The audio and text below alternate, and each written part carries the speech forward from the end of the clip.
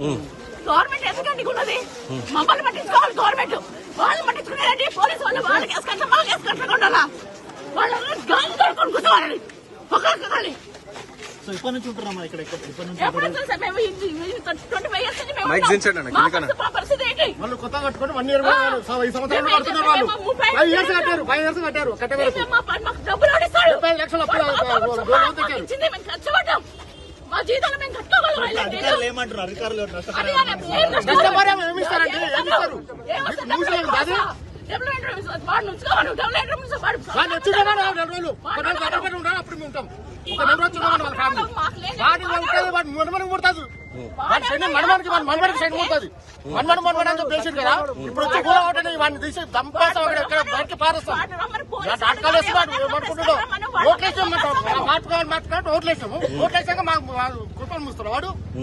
వాడు ఎక్కడ కట్టాము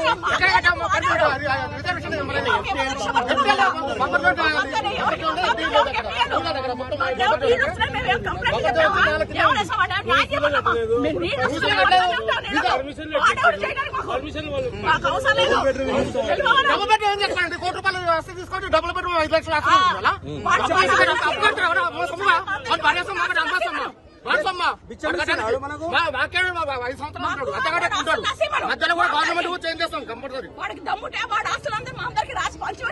వాడేమో మంచిగా ఏసీలో కూర్చుంటాడు. మేము ఎండలో కూర్చొని రోడ్డు మా సవాళ్ళ మంచి గుండెలో ముడిస్తాం. ఇప్పటి వరకు వెళ్ళాము. కాల్ చేసే ప్రసక్తే లేదు. అవునండి, మేము అప్పు తెచ్చామండి, లోన్ తెచ్చాము, అప్పులు తెచ్చాము, ఇంట్లో భూములు కట్టాము.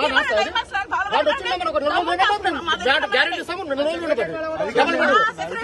అధికారులు ఏమండి ఆల్రెడీ ఇక్కడ వాళ్ళని